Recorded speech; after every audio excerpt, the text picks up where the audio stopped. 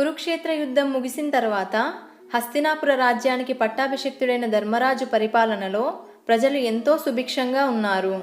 ఇక ధర్మ సంస్థాపన కోసం అవతారాన్ని ధరించిన శ్రీకృష్ణుడు తన అవతారాన్ని చాలించడానికి సమయం దగ్గర పడుతుండడంతో యముడు ద్వారక చేరుకున్నాడు.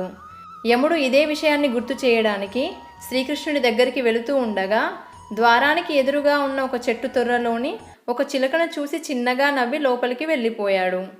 యముడు తనను చూసి ఎందుకు నవ్వాడో అర్థం కాని ఆ చిలక ఆలోచిస్తూ అక్కడే ఆ చెట్టు తొర్రలోనే చతికిలబడిపోయింది. ఇదంతా దూరం నుండి గమనిస్తున్న గరుత్మంతుడు ప్రాణభయంతో భయపడుతున్న ఆ చిలక దగ్గరికి వెళ్ళి, నీవేమీ భయపడవద్దని అభయమిచ్చి నిన్ను తక్షణమే ఈ ప్రాంతం నుండి తీసుకుని దూరంగా వదిలిపెట్టి వస్తానని చెప్పి 7 సముద్రాల అవతల ఉన్న ఒక చెట్టు తొర్రలో ఆ చిలకను విడిచిపెట్టి తిరిగి ద్వారకకు వచ్చాడు. అంతలో శ్రీకృష్ణుడితో మాటామంతి ముగించుకుని బయటకు వస్తున్న యముడిని చూసి అతనికి నమస్కరించి, మీరు చిలకను చూసి ఎందుకు నవ్వారో చెప్పండని గరుత్మంతుడు యముడిని కోరుతాడు. ఈ మాటలు విన్న యముడు చిన్నగా నవ్వి 7 సముద్రాల అవతల ఉన్న ఓ చెట్టు తొర్రలో ఉన్న పాముకి కొన్ని క్షణాల్లో ఈ చిలక ఆహారం కాబోతుందని, ఆ విషయం దాని తలరాతలో రాసి ఉంది.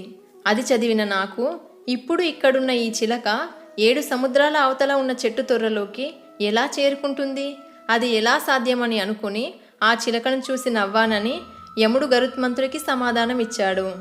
దాంతో బ్రహ్మ రాసిన రాతను భగవంతుడు కూడా మార్చలేడని అంతకుముందు ఒకసారి శ్రీకృష్ణుడు చెప్పిన విషయం గరుత్మంతుడికి గుర్తుకు వచ్చింది. తలరాతను మార్చుకునే అవకాశం మనకు లేకపోవచ్చు, కానీ ఉన్న జీవితాన్ని ఉన్నతంగా, గొప్పగా, సంతోషంగా మార్చుకునే అవకాశం మన చేతుల్లోనే ఉంది. ఏది మంచో ఏది చెడో అర్థం చేసుకుని ఏది అనుసరిస్తే మనతో పాటు పరులకు కూడా మంచి జరుగుతుందో తెలుసుకుని అలా బ్రతికే అవకాశం కేవలం మన చేతుల్లోనే ఉంటుంది.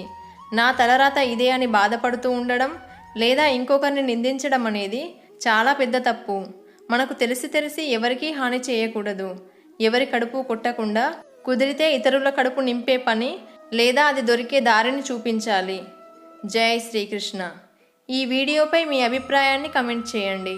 వీడియో ఇన్ఫర్మేటివ్ అనిపిస్తే ఒక్క లైక్ చేయండి. మీ ఫ్రెండ్స్ అండ్ రిలేటివ్స్తో షేర్ చేయండి. మీ అభిప్రాయాలని, సజెషన్స్ని కమెంట్ ద్వారా తెలియజేయండి. మీరు చేసే లైక్ అండ్ కమెంట్ వల్ల ఈ వీడియో మీలాంటి ఇంకొంతమందికి సజెస్ట్ అవుతుంది. సో ఇలాంటి మరిన్ని ఇన్ఫర్మేటివ్ వీడియోస్ కోసం సుమక్క 369 ఛానల్ని సబ్స్క్రైబ్ చేయండి. వీడియోని చివరి వరకు చూసిన మీ అందరికీ థ్యాంక్ యూ. నెక్స్ట్ వీడియోతో మళ్ళీ కలుద్దాం.